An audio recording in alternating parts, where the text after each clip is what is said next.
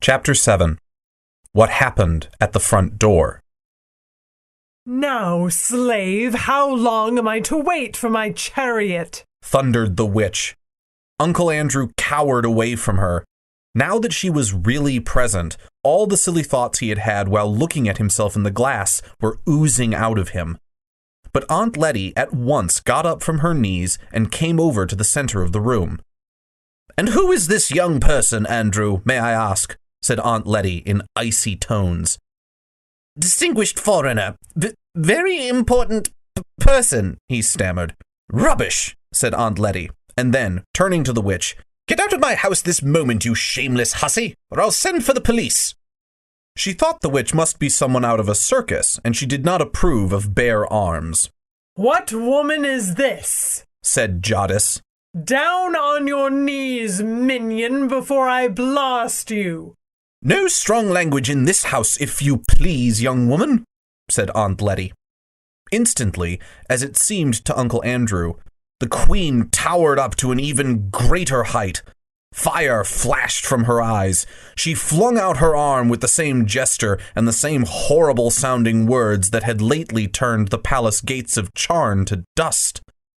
But nothing happened, except that Aunt Lettie, thinking that those horrible words were meant to be English, said, "I thought as much. The woman is drunk. Drunk! She can't even speak clearly."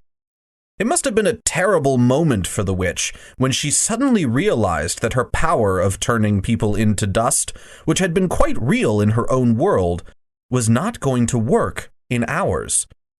But she did not lose her nerve, even for a second. Without wasting a thought on her disappointment, she lunged forward, caught Aunt Lettie round the neck and the knees, raised her high above her head as if she had been no heavier than a doll, and threw her across the room. While Aunt Lettie was still hurtling through the air, the housemaid, who was having a beautiful, exciting morning, put her head in the door and said, "If you please, sir, the hansom's come."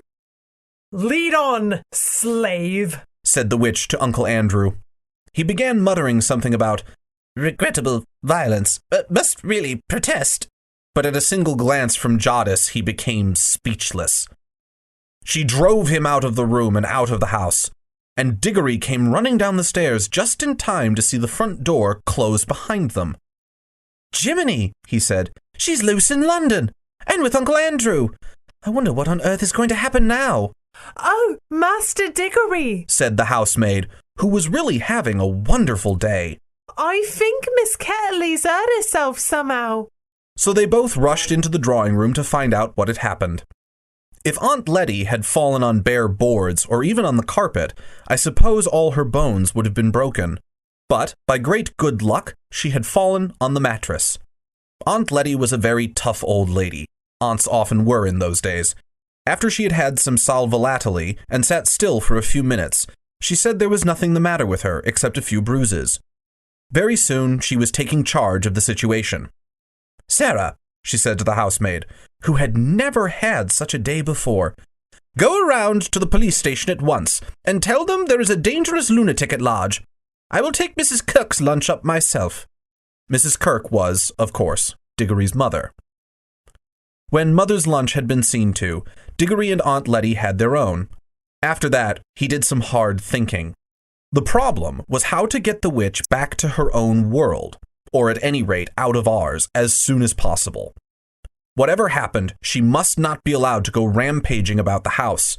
Mother must not see her, and if possible, she must not be allowed to go rampaging about London either. Digory had not been in the drawing room when she had tried to blast Aunt Lettie, but he had seen her blast the gates at Charn, so he knew her terrible powers, and did not know that she had lost any of them by coming into our world. And he knew she meant to conquer our world. At the present moment, as far as he could see, she might be blasting Buckingham Palace, or the Houses of Parliament, and it was almost certain that quite a number of policemen had by now been reduced to little heaps of dust, and there didn't seem to be anything he could do about that. "But the rings seem to work like magnets," thought Digory. "If I can only touch her and then slip on my yellow, we shall both go into the wood between the worlds. I wonder will she go all faint again there? Was that something the place does to her? Or was it only the shock of being pulled out of her own world? But I suppose I'll have to risk that. And how am I to find the beast? I don't suppose Aunt Lettie would let me go out, not unless I said where I was going. And I haven't got more than twopence. I'd need any amount of money for buses and trams if I went looking all over London. Anyway, I haven't the faintest idea where to look. I wonder if Uncle Andrew is still with her. It seemed in the end that the only thing he could do was to wait and hope that Uncle Andrew and the witch would come back. If they did, he must rush out and get hold of the witch and put on his yellow ring before she had a chance to get into the house. This meant that he must watch the front door like a cat watching a mouse's hole. He dared not leave his post for a moment. So he went into the dining room and glued his face, as they say, to the window. It was a bow window, from which you could see the steps up to the front door and see up and down the street, so that no one could reach the front door without your knowing. I wonder what Polly's doing, thought Digory. He wondered about this a good deal as the first slow half-hour ticked on. But you need not wonder, for I'm going to tell you. She had got home late for her dinner, with her shoes and stockings very wet, and when they asked her where she had been and what on earth she had been doing, she said she had been out with Digory Kirk. Under further questioning, she had said she had got her feet wet in a pool of water, and that the pool was in a wood. Asked where the wood was, she said she didn't know. Asked if it was in one of the parks, she said, truthfully enough, that she supposed it might be a sort of park. From all of this, Polly's mother got the idea that Polly had gone off, without telling anyone, to some part of London she didn't know, and gone into a strange park and amused herself jumping into puddles. As a result, she was told that she had been very naughty indeed, and that she wouldn't be allowed to play with that Kirk boy any more if anything of the sort ever happened again. Then, she was given dinner with all the nice parts left out, and sent to bed for 2 solid hours. It was a thing that happened to one quite often in those days. So while Digory was staring out of the dining room window, Polly was lying in bed, and both were thinking how terribly slowly the time could go. I think, myself, I would rather have been in Polly's position. She had only to wait for the end of her 2 hours, but every few minutes Digory would hear a cab, or a baker's van, or a butcher's boy coming around the corner, and think, "Here she comes," and then find it wasn't. And in between these false alarms, for what seemed hours and hours, the clock ticked on, and one big fly, high up and far out of reach, buzzed against the window. It was one of those houses that get very quiet and dull in the afternoon, and always seem to smell of mutton. During his long watching and waiting, one small thing happened which I shall have to mention because something important came of it later on. A lady called with some grapes for Digory's mother, and as the dining room door was open, Digory couldn't help overhearing Aunt Lettie and the lady as they talked in the hall. "What lovely grapes!" came Aunt Lettie's voice. "I'm sure if anything could do her good, these would. But poor dear little Mabel, I'm afraid it would need fruit from the land of youth to help her now. Nothing in this world will do much." Then they both lowered their voices and said a lot more that he could not hear. If he had heard that bit about the land of youth a few days ago, he would have thought Aunt Lettie was just talking without meaning anything in particular, the way grown-ups do, and it wouldn't have interested him. He almost thought so now. But suddenly, it flashed upon his mind that he now knew, even if Aunt Lettie didn't, that there really were other worlds, and that he himself had been in one of them. At that rate, there might be a real land of youth somewhere. There might be almost anything. There might be fruit in some other world that would really cure his mother. And well, you know how it feels if you begin hoping for something that you want desperately badly. You almost fight against the hope because it is too good to be true. You've been disappointed so often before. That was how Digory felt. But it was no good trying to throttle this hope. It might, really, it just might be true. So many odd things had happened already, and he had the magic rings. There must be worlds you could get to through every pool in the wood. He could hunt through them all. And then, Mother well again. Everything right again. He forgot all about watching for the witch. His hand was already going into the pocket where he kept the yellow ring. when all at once he heard a sound of galloping. "Hello, what's that?" thought Digory. "Fire engine? I wonder what house is on fire. Great Scott, it's coming here.